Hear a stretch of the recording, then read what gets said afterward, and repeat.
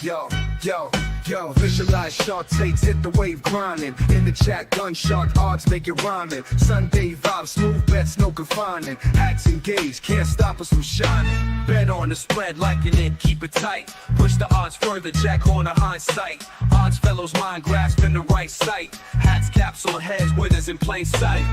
Hit the like, get in the chat, feel the flow, cash it, every dollar see the bank roll. Sunday grinding picks, now you gotta know. Extra points on the screen, sharp minds always glow.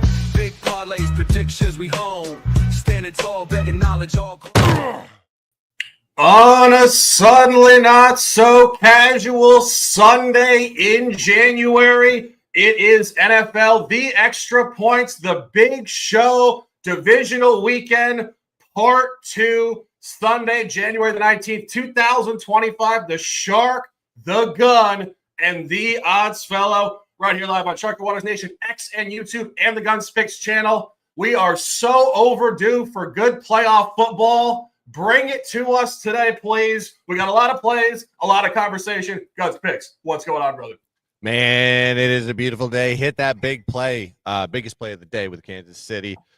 Didn't get my teaser, though. Couldn't get that one because Detroit pooped in their pants against a Washington team. Good for them. But we're moving on, and we have some big games here, especially the late-night game this evening with Baltimore versus Buffalo. I can't wait to talk about that one with everybody. And we have the Odds Fella joining us once again. What's going on, my friend? How you doing this beautiful Sunday? Just want to congratulate all the fans of the DMV. It's a long time coming. Pain and suffering for Detroit, but fully, and the buy hat might be over there. We'll talk about it a little bit with the Shark. The NFC Beast, I think, may be fully back. So all credit to the NFC East dominating so far in this year's playoffs. Yes, I mean, talk about a theme word for this year's playoffs. Domination, one-sided games. I mean, I've been looking at X all morning. People seem to be so unenthused by these blowouts. Last night, we left off with the biggest surprise of the playoffs. The Lions taking a margin loss at home to the Commanders. Commanders beat the Eagles a couple weeks ago. You said it, NFC East showing up big with emphasis in January. And we're going 3 o'clock. We're not waiting around here. I have the hat on. Lincoln Financial Field in Philadelphia. It's cold. It will be loud. This is pro football at its finest. Rams traveling cross country off a game played in Arizona on Monday night. Short week. Line getting steamed up. We got conversation on the side, but we're opening up with a couple totals. Actually, a trifecta of unders. The Odds Fella opening it up. First quarter, under 7.5. Yeah, we'll start with a pure first quarter sweat. We love to see it. I'll probably get there on the trifecta. I'm already on the full game with Guns, which we'll talk about a little bit. And I don't hate the first half either. But the first quarter play, why, right? Why do we want that sweat right off the bat? Well, right off the bat, these teams are averaging very low point totals in the first quarter. Eagles, 4 points per game. That's 19th in the league. Rams, 2.2. That's 30th in the league. So pretty garbage from an early performance standpoint. You're going to get that tight playoff football here that we love to see. And if you look back at round 1, right? The Eagles scored on that weird short field. The Packers fumbled the kickoff. It was 7-0 less than 2 minutes in. They added a field goal 19 seconds later. There wasn't a touchdown in that game for quite some time, right? So that quarter ended 10. That first quarter ended 10-0. The box score when these two teams played as well, also a little strange. It was 3-0 early, then a late Rams score right before the end of the first quarter, right? So we may be playing with fire a little bit towards the end of that first quarter, but I think you're going to get the running game combined here, and you're going to see these slow starts that both these teams have had. We have to avoid the outliers, right? That's always the dangerous part. But let's start with the first quarter, and let's build on it. Yeah, and you talk about numerical splits here, as we always do on NFL The Extra Points. When you see a game total around 42 and the first quarter at 7.5, that's a notable under split. And this really is historical football trends. The first quarter, rhetorically speaking, nobody has good field position. There's not a lot of volatility unless just pure craziness happens. This is a great numerical split. The Odds Fellow under first quarter, 7.5. Guns has 2 sides in this game. Jumping to part 2 of the trifecta, first half under 22.5. Yeah, I think this is going to be – I think what Philly's defense does is going to play really well into this Rams team. And Rams, they played very well in that first game against Minnesota. But Minnesota, quite frankly, was a cratering down team, and they weren't really putting up points against anybody late in the season. But when you look at the strength of the Rams, really is it going to be their passing game? They're not really a strong running team. They're 30th in rush yards per play and 23rd in rush yards per game, but they're 13th in pass completion percentage, 14th in passing yards per play, 11th in passing yards per game. But they're going against Philly defense that, quite frankly, one of the best in the league, if not the best. They're great against the run, but in the passing game, that's where they excel. They're first in opposing pass yards per play and yards per game, sixth in opposing interception percentage, and they're fifth in opposing pass completion percentage. And then on the offensive side, it's Philly just controlling the run. That's exactly what they want to do with Saquon Barkley and Jalen Hurts in the backfield. Fourth in rush yards per play, second in rushing yards per game. And their passing game is okay, but if you look at the pass play percentage versus run play percentage, very oriented towards the run. They're number one in the league in rush play percentage this season, but they're 30th in pass play percentage. So you know exactly what they're going to do. It's just old school football, smash mouth, run in the trenches in a cloud of dust. That's kind of what they want to do and control time of possession. And they're going to have that ability here. Now, when you look at the Rams, yeah, they've covered 5 straight road games, but they've only been a dog once in that sample size, and that was against San Francisco, where it was 12-6 win in that one. This is the largest dog spread that they've had on the road this season, and a lot of the trends kind of go towards the over on the Rams side, but I think this is more of an underplay, just on the sheer fact that, well, Philly, you know what they are. They're heavy unders in the playoffs. They run the ball well. They control time of possession. I also like the under in the first half here. So that's why we're talking about the triple down. We've got the first with Oddsfellow in the first half under, but I think the game under is going to hit in this one. When you look at Philly at home, 7-2 to the under at home this season. So that you can tell what they like to do at home is they control time of possession in this one. And then you just got to look at the Rams situationally. They're coming off 3 straight home games.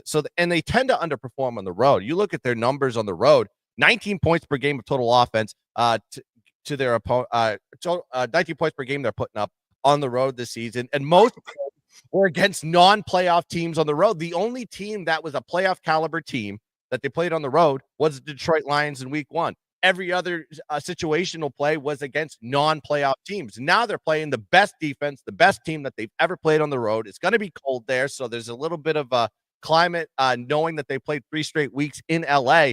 I think this is going to be a low-scoring affair. I think Philly is going to control and dominate this game, and if they do, it's going to be time of possession, and it's going to be low-scoring. So that's why I like the under here, full game, 43.5, and the under, 22.5 in the first half.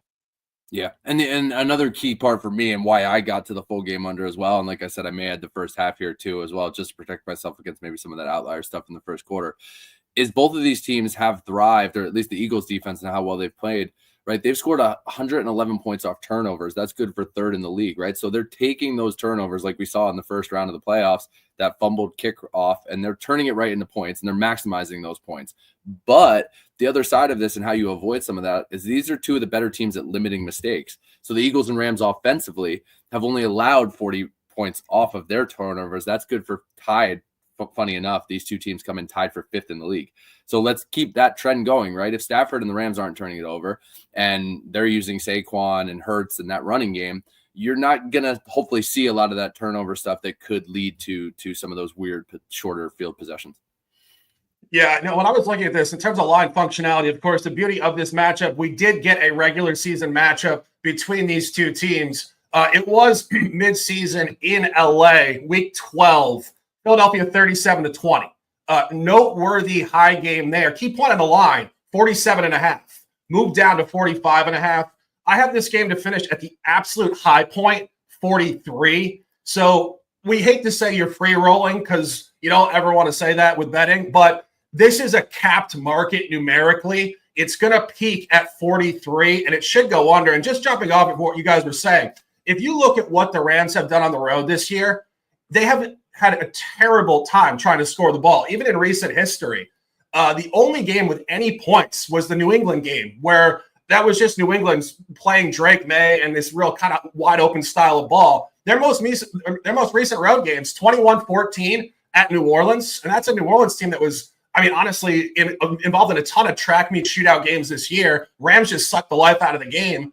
12-6 Thursday Night Football, week 15 at the Niners, and 19-9 at the Jets. A week after that, that's a Jets team that had games in the 60s all the back half of the year. So this is really a defensive team. And you saw what they did in round one against Minnesota. High level of defense, bottled them up. And Philadelphia all year at home, outside of the division, particularly, a lot of unders. I think even going back to their first true home game of the year against Atlanta, Monday Night Football, September the 16th, against a team, Atlanta, with Kirk Cousins, who, again, was very well noted in the NFC South, similar to New Orleans, for scoring 50, 60, 70 points in games. And that was a low one, 22-21. This game is going to be tight. It's going to be low scoring. And this is where Philadelphia has competed very well on this number ATS. I think a reasonable corollary to where we are here now at -6.5. We're seeing sevens across the board too.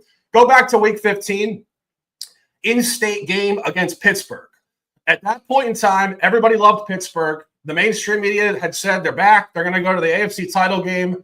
And the Eagles had not covered a home game in a long time leading up to that. And it's what we said about Kansas City yesterday. The Eagles, of course, not Super Bowl champions in this window, but definitely a team with Super Bowl aspirations. They really are fairly notorious for not playing particularly well ATS at home in the regular season. They have become a unit since. Blowout against Pittsburgh, blowout against Dallas, cover against New York in week 18, and of course last week, a 12-point win against Green Bay. I wouldn't talk anybody onto the Rams here. The under, however, is the best side in this game.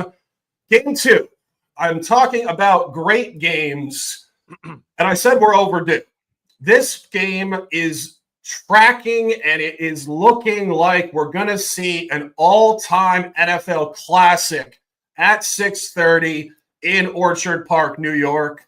It is snowing. It is January. It is one of the best fan bases in the league, and it's two quarterbacks in their prime who have everything to prove.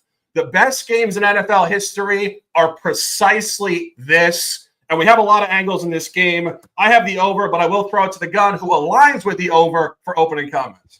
Yeah, this is going to be, I sincerely hope that we see a shootout like we saw last night there with Washington and Detroit. Similar fashion here in Orchard Park. 12-5 Baltimore team going against a Buffalo team that is 13-4 in the year. Both numerically +9-point differential, +10 differential are dominating teams. And how did they dominate? Explosive offenses, right? Buffalo offense is ranked second in points per game. You have a Baltimore team that is ranked third in points per game. And the yardage, they're in the top 5 in most statistical categories, including red zone scoring percentage, touchdowns per game, and yards per game. So when you look at what Buffalo, actually both teams really want to do, is they want to run the football. You have a Buffalo team that is 4th in rush play percentage, 11th in rushing yards per play, 7th in rushing attempts per game, and 9th in rushing yards per game.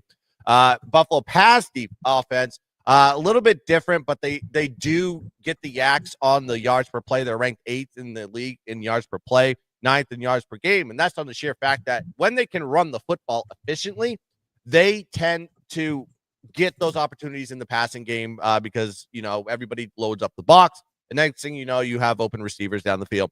But you're going against a Baltimore team that can stop the run. They're the best at it. They're first in opposing rush play percentage, first in rushing yards per play, and first in rush yards per game.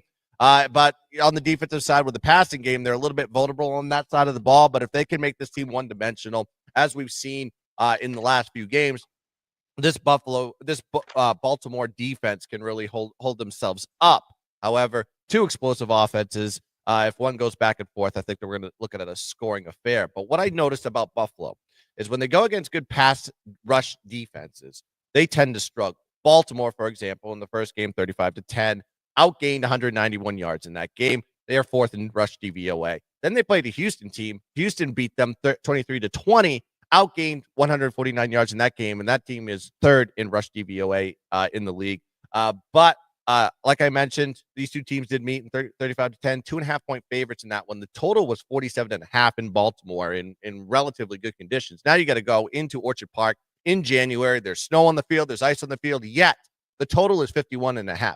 Gives you a little bit of indicator where the books think the game is going to go. And then you just look at the when the total is this high.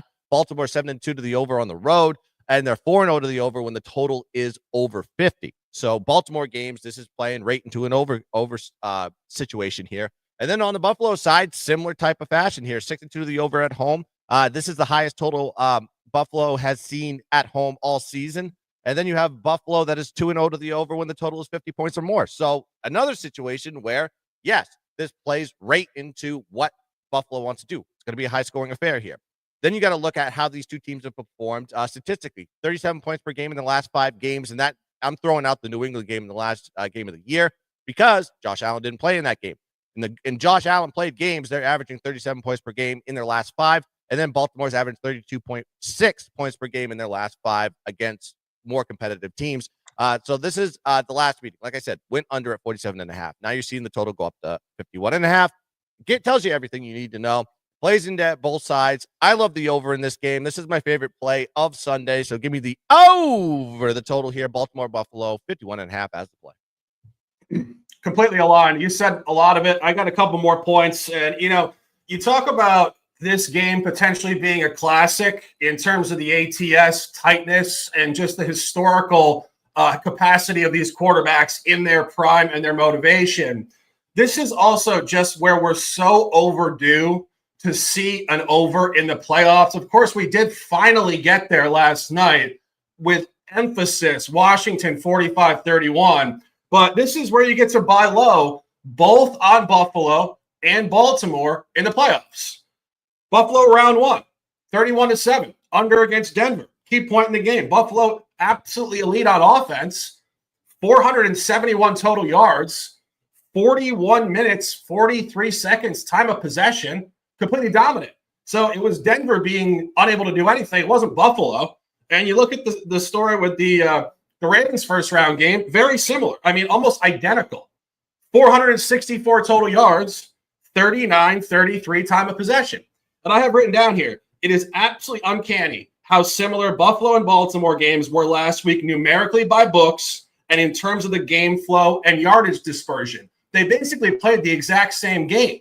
And the lines last week were under 46.5 Baltimore, under 47.5 Buffalo. So it was literally robotic. It was almost the same thing. And Guns was talking about all these stats. Every one of them is spot on. I have a few more. Buffalo this year, 4-1 to the over, coming off a previous under.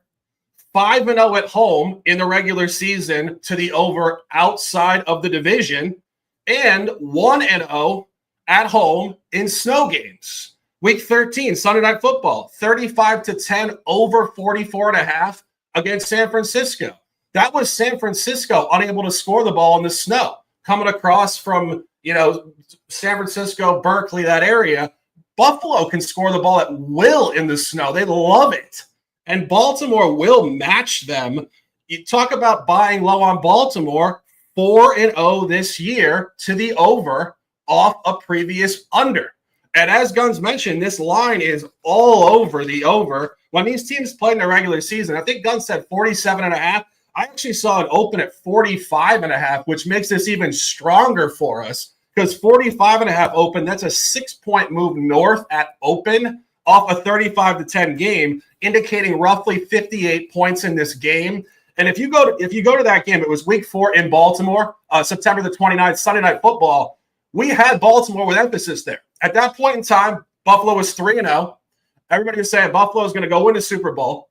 And they were saying, the Ravens are not playing particularly well. The Ravens had lost at Kansas City. They had lost to the Raiders at home. And we said on that show, officially, Baltimore is going to blow them out. And they did. And I think if you really look at that game, Baltimore absolutely dominated the yardage. 427. Buffalo only had 236 yards in that game. It was their worst offensive game of the entire year. And it was really a Super Bowl type of game for the Ravens at home. Everything is coming north on this. As Gunn said, this is the best side of the entire card today. Take the over and let's cash. Can we get to the over?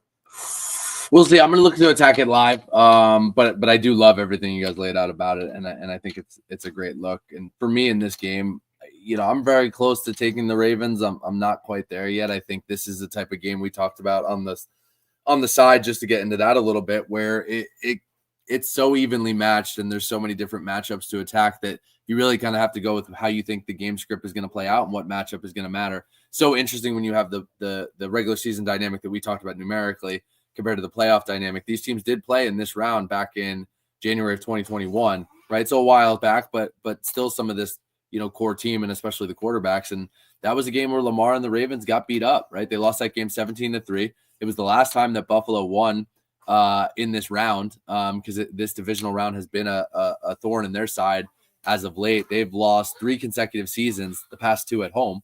So you have a little bit of the perfect storm going on here, right? For me and what I'm expecting, I just think the rushing attack of the Ravens might be finally clicking on all cylinders and too much to handle for this Buffalo game. But I do think you'll see the Bills keeping up, which will, speak to the total. But, they're giving up yards per rush attempt at 4.5. That's 20th in the league.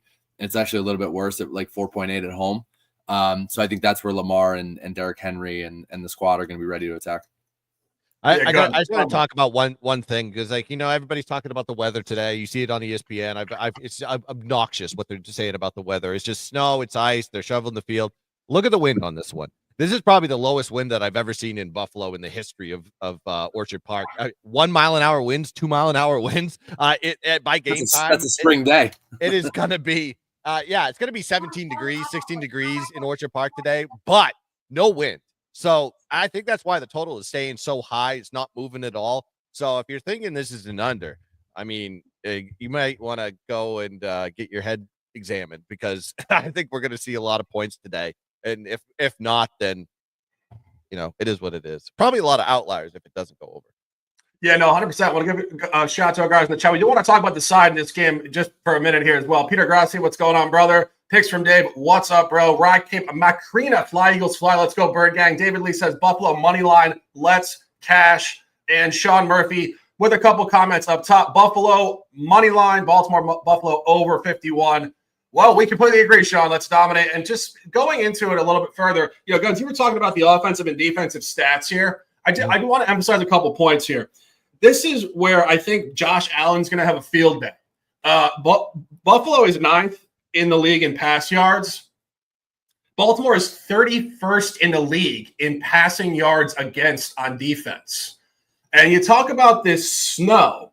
We always talk about this. Gunn said the takes are obnoxious. I completely agree. And they're also highly misleading, because when you're playing on a fast track, an icy track, a wet track, the offense is playing downhill. They're dictating the action. The defense is playing reactive football. They're the ones that are backpedaling on skates. So you see huge games. And we've mentioned this almost every time we talk about snow games. The New England Patriots, about 10 years ago with Tom Brady, put 59 points on the Tennessee Titans in a blizzard. 59. And you talk about the quality of that offense for the Patriots in that generation. Baltimore 2025 January, Buffalo 2025 January, right alongside. And these metrics are fantastic. Baltimore is 1st in total yards, 1st in rush yards, 7th in pass yards. So they're not one-sided at all. Lamar can sling it. 3rd in points, 3rd and 3rd down percentage. Buffalo is 2nd in points, top 10 in rush and pass yards, and top 10 in 3rd down percentage. They talk about the defenses. Both defenses have been terrible on 3rd down, 17th and 28th. Buffalo is 28th 3rd down percentage on defense. Talk about Lamar Jackson. He can get anything he wants. Take like 5-yard pass, Andrews, we got Flowers, and he can run. Buffalo's going to have a really hard time getting off the field today. And as I mentioned, Baltimore with the 31st pass defense in the league. Buffalo, not much better, 24th. It's going to be wide open. We love the over. I could make this a multi-unit play. I think the passing defense is a little bit misleading on the Baltimore side. A lot of that had to do with just giving up a ton of passing yards in the first half of the season. When you see in the back half of the season what this defense has done, they've only given up schematically. They changed things very much.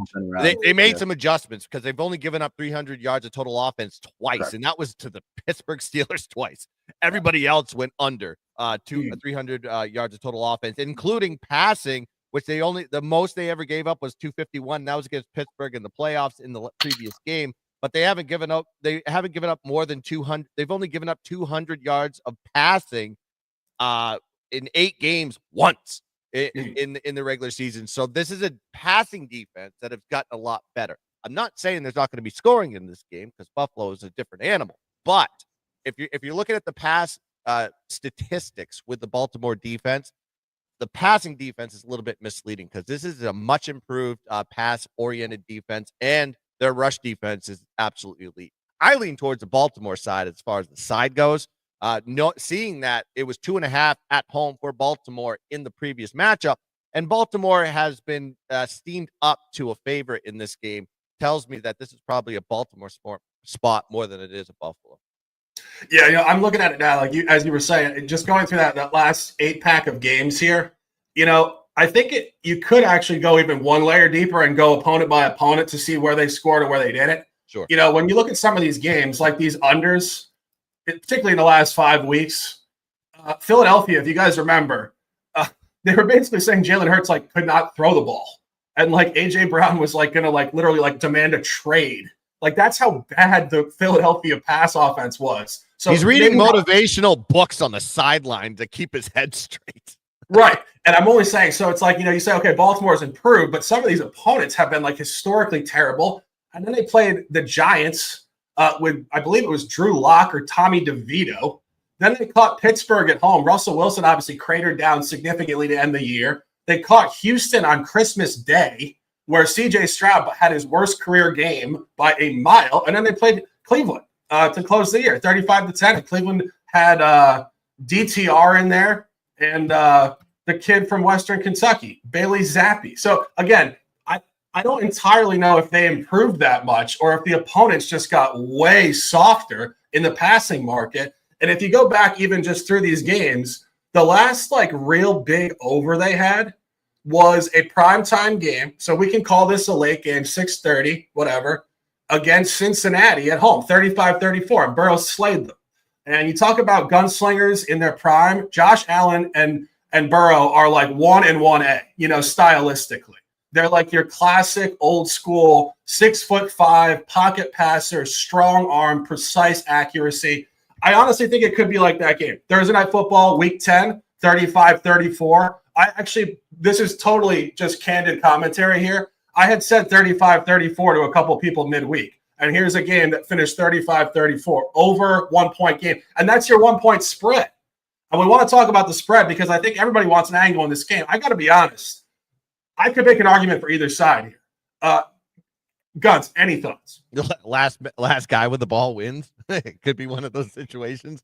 Like I said, I just think that offensively, I think that you're looking at dead even from both. I think statistically, they do exactly the identical things. Both teams like to run the ball. They choose to pass to get teams off of loading the box on the run. That's kind of what they do. You could be seeing something like that today. But I just kind of lead towards the Baltimore side on the sheer fact that I don't want to see Buffalo go play Kansas City. Maybe it's a little bit every time Buffalo goes to play Kansas City in any big game in the playoffs, it seems like they just don't have it. I like Baltimore to go to the AFC and be the AFC representative in the Super Bowl. But I think that I'm leaning towards the Baltimore side than I am the Buffalo side. I think a lot of people, especially the books, let's just look from a book perspective on this one. The books would love Baltimore to win on the sheer fact that they probably have a ton of futures on Buffalo. And I believe I read that earlier in the week that they would love a outcome of Baltimore taking out Buffalo to just kill all the futures that they have aligned from the earlier in the year. I think a lot of people have this overinflated value in Buffalo, and I think when you look at I think what you saw in that first game, in that first matchup, that 35-10 matchup, I think you saw basically who's the stronger team in this game. So if I had to lean one side or the other, I think the Baltimore side is the way I want to go. Yeah, it's going to be really tough. I had posted on X. I know a lot of people were interacting with it. I had said it just came to me, Super Bowl, Ravens, Eagles. Part of that comment was I did sense the Lions had this outlier in them where they could lose as the 1 seed. And then, of course, if the Eagles take care of business, they get to host the NFC Championship game against a divisional opponent, which actually would be a revenge game next week, having lost to Washington late season. Key point on that game, though, that's the game Jalen Hurts got concussed in the first quarter. And we got Kenny Pickett. And crazily enough, Kenny Pickett almost beat Washington on the road. So I think the Birds next week are in a great spot against the Commanders if we get to that point. And I do think the Ravens, this game is so ridiculously difficult to handicap. Like when I tweeted that out or X-posted, whatever we're going to call it nowadays, that I said it's just feel. Like there's not really a number that speaks to me on this game. It's so tight. Buffalo actually opened up here at -1.5, which was like a super small numerical lean to Buffalo. Now it's gotten steamed across.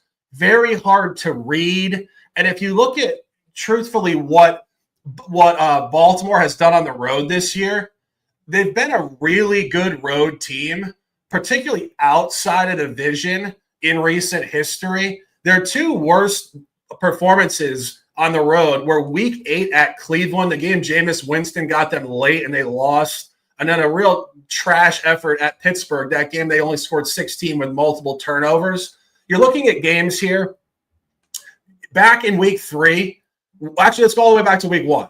The Kansas City game to open the season. It was Thursday Night Football, the opener, 9/5/2024. You guys remember that game? Tight end Isaiah Likely. We're talking an inch from winning that game. Or tying the game. It was like a millimeter. Inch. You wore the wrong shoes. And they outgained Kansas City in that game considerably. Then they came back week 3 at Dallas. This is far before Dallas completely fell apart this year. They were up huge on Dallas and just dominated them. They got Cincinnati in overtime. Cincinnati, honestly, was one of the most misrepresented teams of the year in terms of their final record. Cincinnati had the talent to make it to the AFC Championship game. So the 3-point road win there is very impressive. They blew out Tampa Bay on the road. They took care of the Chargers by a touchdown. They hammered the Giants on a big line. And when everybody thought, oh, no, there's no way they cover 17.5 on the road, and they did. And then they hammered Houston 31-2. It's a great road team. And you talk about, we can go on for a few minutes on this. You talk about who has the coaching advantage here. In my opinion, John Harbaugh is a slightly better coach than Sean McDermott. Obviously, these are elite teams, so they're both very good coaches. I like Harbaugh, and I think, Harbaugh, it's been a long time coming for this guy. He went to the Super Bowl with Flacco, I believe twice, and it's been like a decade or more. I don't know. I feel like he's kind of due, and I feel like Josh Allen is very due as well. That's why it's a hard game, but I think I would slightly lean towards Baltimore. You got any comments on here? No, for me, like I said, a lot of it comes down to that rushing attack, and I just think the maturity of this team, I think they're a little bit deeper. I give the nod a little bit coaching-wise. To me, this is less of a coaching discrepancy compared to the first game. I think there's a big one there between McVay and Sirianni. But I think, it's going to come down to Superman. Does Josh Allen put the cape on? And does he carry that Bills offense there? And it's possible, but I just think top to bottom, I think this might be the year for Baltimore to be clicking on all cylinders. They functioned well as a favorite, although they're a short favorite here. They were 11-5-1 against the spread. To your point, I think you mentioned this before. They were 6-3 on the road. The Bills is an underdog 2-2. I think that line moving that direction, I think, was pretty telling, right? To not see the Bills even at home in a tight game, just kind of hanging on to that 1.5 to 2.5 point spread is really interesting to me. Yeah, and just a further point here on the Buffalo angle. If you go through Buffalo's home efficiency this year, I got to be honest, what we just said about Baltimore's road calendar is far more impressive than what Buffalo's done at home. Buffalo home covers this year came against Jacksonville, Tennessee, San Francisco in the snowstorm when San Francisco was the most injured team in the sport, and the Jets in week 17. Their only impressive cover, which we did, of course, have officially, week 11 versus Kansas City, 30-21. Here's the key point on that, though. They opened that game -2.5 and closed -2.5. So it was a strong open for Buffalo, and this team did not come the other direction in that game. And that game, at that point in time, that's when Kansas City was finding a way to win every game in the most ridiculous fashion. You guys remember, it was actually only 23-21 Buffalo in the last 4 minutes of the game, and Josh Allen ran for a touchdown, I believe, on 4th down to get it to 30-21. So the point is, if Josh Allen didn't make like an historically elite play on 4th down late in the 4th quarter, Kansas City gets the ball back, and they very easily go down the field and win 24-23. There's your -1. So all the math and all the analysis points to this game will be a classic. Take the over and let's dominate. Yeah, just cheer for points. We don't cheer for points. Yeah, you don't have to sweat it. You don't have to worry. Let's have fun football. Yeah. Fun football is points. That's all I want to see is points. No points first game. Points second game. It's an easy balance. Yeah, and I was going to wrap it up, but I forgot. Guns has a prop. The prop gun is in the building on this Sunday. Keon Coleman under 25.5 receiving yards. Yeah, I guess I'm taking an under prop here. I think there's going to be other weapons here. I just cannot ignore the line functionality when it has to do with this prop with Keon Coleman. And there's a reason by it. When you do the data, Baltimore is ranked number 1 in defensive DVOA, defending the 3rd wide receiver option this season, and they give up the 9th fewest yards to wide receiver 3, the slot receiver. Then you got to look at Coleman. It really hasn't been a big target for Buffalo as of late, especially in key games. He's only really getting about 2 targets or less in 4 out of his last 6 games. And then you got to look at Keon Coleman. His receiving average is 40.3 receiving yards per game, and this prop line is 25.5 receiving yards. Tells you everything you need to know. It's like they're telling you that with the guy that's not going to be a factor in this game is Keon Coleman.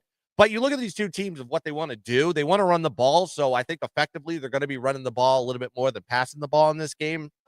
Could be a cold weather thing. Could be, I know it ain't wind, but we'll see what happens in this one. But I think when you look at the passing options for Josh Allen, it ain't going to be Keon Coleman in this game. I think he's going to be a non-factor. So I like the under on his receiving yards, 25.5 as the play. And that will wrap it up. NFL The Extra Points, the big show, divisional weekend, part 2, 37+ minutes of all the extra points we love to bring to you guys. A bunch of top plays, collaboration official between myself and the gun, Baltimore, Buffalo, over 51.5. Anthony Latino, the odds fellow, first quarter under 7.5 in the first game, and the full game under 43.5. That is a collaboration with the gun. Gun also on 2 sides under in the NFC game.